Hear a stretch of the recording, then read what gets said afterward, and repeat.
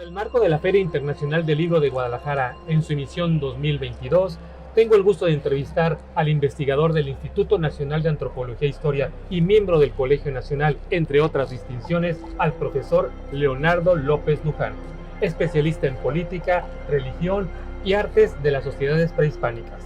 Te agradezco mucho la entrevista, profesor. Gracias por estar con nosotros. Y bueno, quisiera empezar con preguntarle, en la actualidad el racismo ha tenido un empuje por los gobiernos populistas y los gobiernos de extrema derecha. Vivimos tiempos inciertos, terribles, y yo le quiero preguntar, ¿en las sociedades prehispánicas existía el racismo tal y como lo conocemos? Pues yo diría antes que nada que te agradezco mucho la invitación. Es un placer aquí Muchas estar gracias, con ustedes gracias. en la librería Carlos Fuentes. Y sí te comento que en todas las sociedades, ¿no? Siempre hemos tenido miedo de lo otro. Y eso pues ha tenido las peores derivaciones imaginables. Y los pueblos prehispánicos no eran la excepción. Okay. Por ponerte un caso, los mexicas, ¿no? Pues no soportaban muy bien la diversidad, ¿no? El caso, por ejemplo, de la homosexualidad no era tolerada, ¿no? El caso, por ejemplo, de las demás sociedades que tenían otras costumbres, pues no era algo bien asimilado, ¿no? Siempre había términos despectivos o por lo menos de extrañamiento a sociedades que eran muy distintos a ellos. Te pongo un ejemplo, los huastecos. Exacto. O otro, los purépechas, ¿no? Entonces, son fenómenos que siempre han marcado las relaciones entre las sociedades y que sin duda alguna no marcan, no sé si le podemos llamar racismo, pero sí un rechazo y una distancia hacia el otro. Tengo entendido que el miedo a lo otro tiene varios orígenes. Me dio gusto que hoy usted empezado también por ahí. El miedo a lo otro podríamos definirlo como un miedo inconsciente al yo estoy equivocado, pero no puedo aceptarlo. Pues pudiera ser eso. O sea, es como un rechazo interno de, no, yo creo esto debe de ser así. Claro. Pero si conozco a alguien o a una cultura que me está manifestando lo contrario, sí, me da miedo sospechar que yo estoy equivocado. Exactamente, ¿no? Eso tal vez así era como ellos lo sentían, ¿no? Hace un momento mencionaba yo a los huastecos, ¿no? Y una de las costumbres de los huastecos era la vestimenta y no muy abundante, ¿no? Por ejemplo, claro, los varones no usaban bragueros, cosa que los mexicas no podían aceptar. Hasta cierto punto la sociedad nahua era una sociedad de aquellos tiempos, estoy hablando del posclásico tardío, es decir, entre 1325 y 1521, eran sociedades que pues no podían aceptar esta visión con respecto al cuerpo humano y la sexualidad, ¿no? Claro. Porque los hombres no usaban braguero, lo que en náhuatl se conoce como mastlac, ¿no? O Asia mencionaba también a los purépechas, lo que también conocemos como los tarascos, ¿no? Ellos usaban unas enormes túnicas, como hoy se usan, por ejemplo, en el norte de África, y los mexicas decían que esos eran, ¿no? Atuendos, para usar una palabra al español de aquellos tiempos, mujeriles, ¿no? Entonces había ese desprecio, ese rechazo hacia cosas tan básicas como es la manera de vestir. Muy bien. ¿De qué manera la conquista, 300 años después de la dominación, el sincretismo religioso, han contribuido a potencializar los aspectos más negativos de nuestra cultura? Sí, bueno, la conquista dejó una huella profundísima, ¿no? En las sociedades indígenas de lo que era la antigua Mesoamérica y de lo que eran las sociedades del norte, las aridoamericanas, las oasisamericanas, que tenían formas de organización muy distintas, ¿no? Pero siempre hablamos de la conquista europea como algo que fue profundamente negativa para los pueblos que aquí habitaban, y nunca hablamos de las consecuencias del maltrato de estas sociedades que sufrieron. Estoy hablando ya del siglo XIX y siglo XX, es decir, cuando México ya era una nación independiente.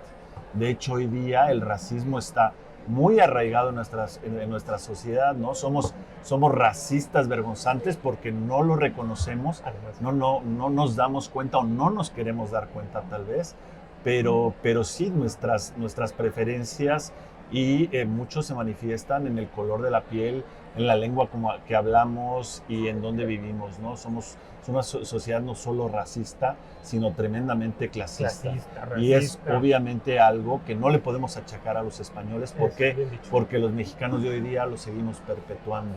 Y ahí es donde tenemos que atacar directamente.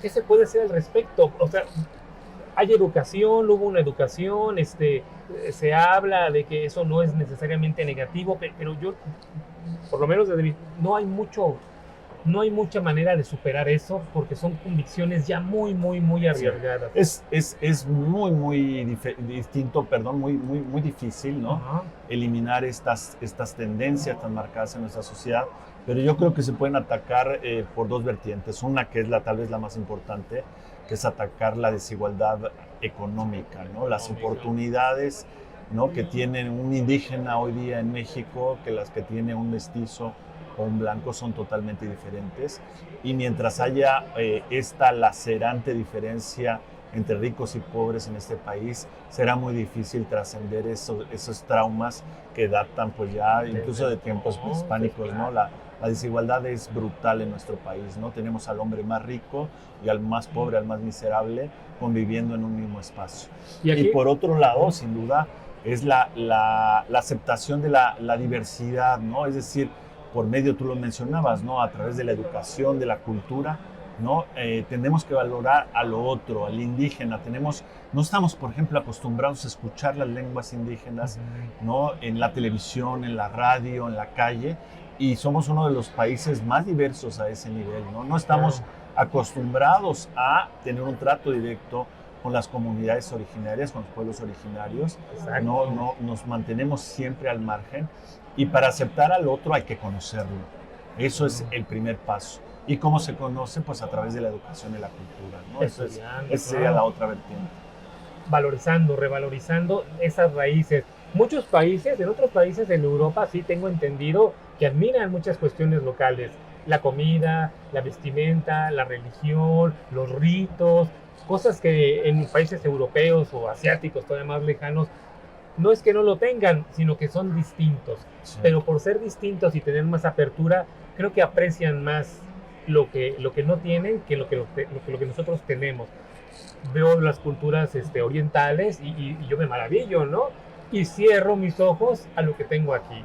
Mucha gente prefiere viajar a Europa, los que pueden viajar a otros lados, y se olvidan de que aquí en México tenemos mucha riqueza cultural, gastronómica, social, variedad de lengua. Entonces sí habría que revalorizar esto.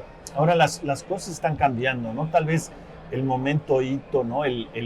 Digamos, el cambio histórico se da a partir del movimiento zapatista, es decir, en 1994, en el que los propios indígenas, ¿no?, empezaron a reivindicarse como pueblos adultos, no pueblos infantiles, que podrían decidir sobre su propia historia y en particular sobre su propio futuro, ¿no? El movimiento de los zapatistas nos enseñó que hay ese México profundo y que está resurgiendo y que tenemos que considerarlo de otra manera, ¿no? Hablamos mucho, por ejemplo, de equidad de género en nuestras cámaras, ¿no? La Cámara de Diputados y Senadores siempre peleamos en ese sentido, y me parece muy positivo, pero no hablamos de la equidad porcentual, ¿no? La representatividad de los indígenas en estas cámaras o en el gobierno, ¿no? Que es algo que sucede, por ejemplo, en Canadá.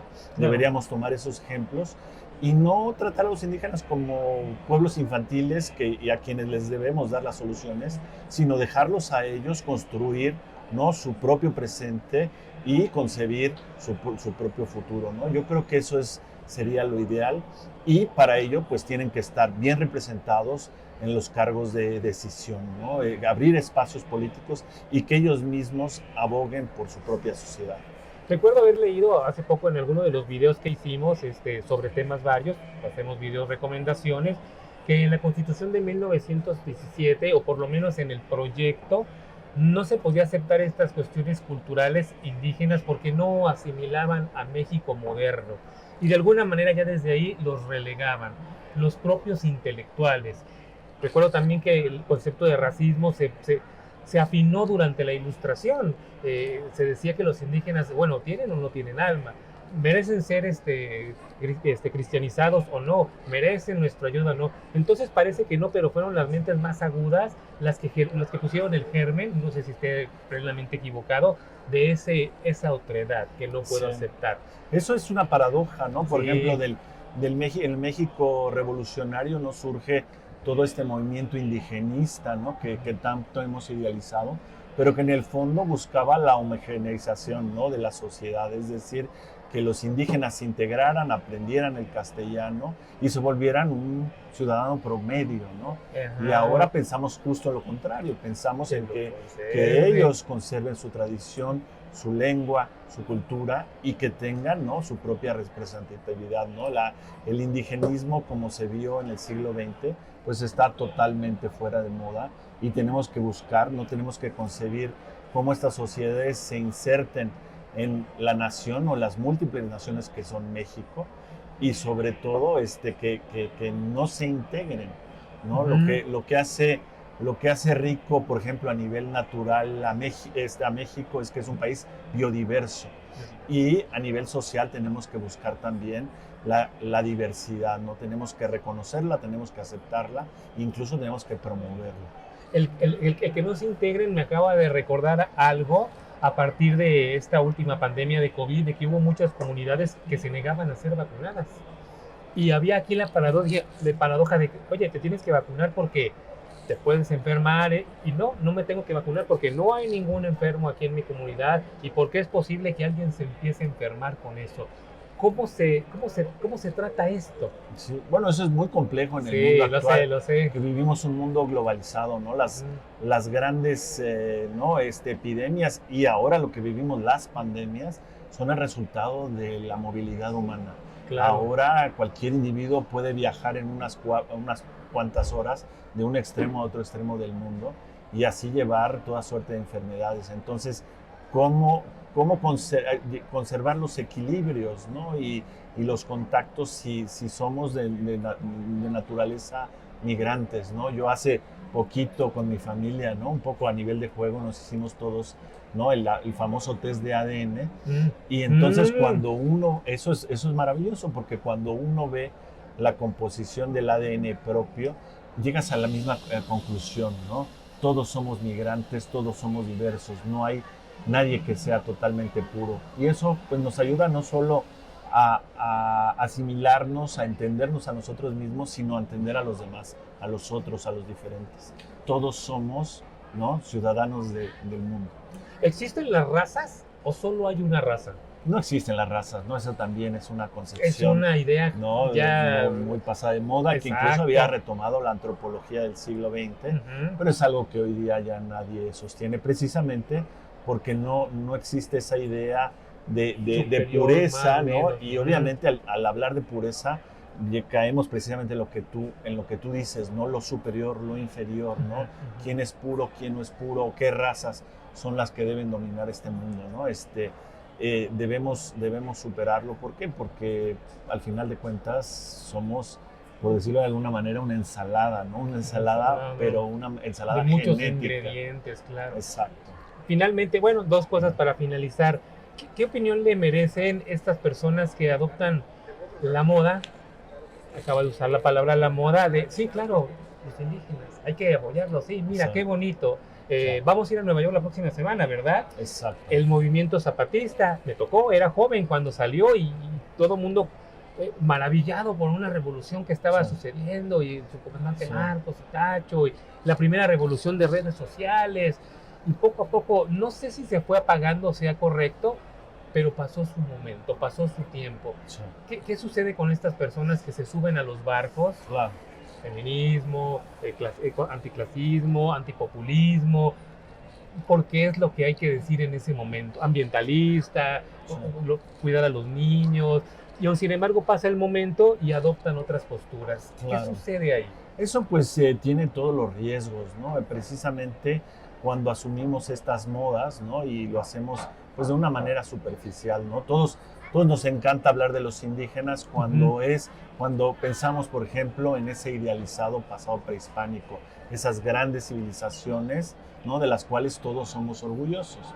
Okay. Pero cuando hablamos de los indígenas del presente, ya no hay tanta aceptación. O inclusive cuando hablamos del tiempo en que vivimos, ¿no? ¿Qué es lo que nos gusta? Pues lo que es los pueblos mágicos, nos gusta la artesanía, nos gusta la gastronomía, pero cuando hablamos de asuntos como la tenencia de la tierra, como la propiedad del agua, como, ¿no?, las comunidades autonómicas, ¿no?, entonces ya ahí no nos gusta tanto, ¿no? Entonces, si vamos a entrarle a ese toro, que es el toro del mundo indígena, que es uno de los elementos definitorios de esta nación que llamamos México y que es una suma de naciones, pues tenemos que, ¿no? Si vamos a aceptar al otro, tenemos que aceptarlo como un paquete completo, como un conjunto complejo, ¿no? De relaciones sociales, de interrelaciones, ¿no? Y que dan lugar no solo a lo que parece bonito en la televisión o lo que parece bonito, ¿no? Ante los amigos, sino en un mundo que presenta muchas problemáticas, ¿no? Pienso en un pueblo, una comunidad aislada de la civilización, pero con un conocimiento lo suficiente de lo que representa la civilización. Y no necesariamente le convence la televisión, la radio, las redes sociales, que jamás van a sustituir a un paisaje, el canto de los pajaritos, y estas personas que se resisten a entrar ahí. ¿Es la otra parte acaso? Sí, bueno, esa es otra dimensión, ¿no? Que tenemos siempre que tomar en cuenta, ¿no? Pues yo creo que sí hay que pensar en el mundo indígena de México como un mundo no decadente, no venido a menos, sino al contrario, como un mundo muy vital, ¿no? Un mundo latente que tiene un empuje gigantesco, ¿no? Vemos que cada vez hay más en el México de hoy más hablantes de náhuatl o más hablantes de maya, y que poco a poco estos pueblos, ¿no? se están organizando en las redes como tú y como yo, hay radios en lenguas indígenas, raperos mazatecos, y no solo mazatecos, sí, raperos de todas, ¿no? Entonces es una cultura que es realmente vibrante y que pues es algo que engrandece este país, ¿no? Viva la diversidad. Claro, debería haber una mezcla de todos para entre todos hacer una mejor mezcla, algo mejor. Qué gusto hablar del presente con un arqueólogo. Pues un placer. Muchas al gracias. Final de cuentas la historia, ¿no? La estudiamos precisamente para entender nuestro presente y sobre todo para vislumbrar el futuro. Tú sabes que un arqueólogo, a diferencia de otros historiadores, puede concebir la historia, ¿no? a largo plazo, lo que se llama la larga duración. Entonces podemos entender problemas, ¿no? que son propios del ser humano, que tienen un pasado muy remoto, como las migraciones, claro, como la desigualdad social, como el problema de las ciudades, como el uso del agua. Y entonces gracias a esa visión, ¿no? tan retrospectiva, pero de tan larga duración, podemos explicar problemas de una enorme actualidad, ¿no? Los arqueólogos en ese sentido nos sumamos a los sociólogos, a los politólogos, a los economistas. Ahora somos unos especialistas más para entender el presente y vislumbrar el futuro.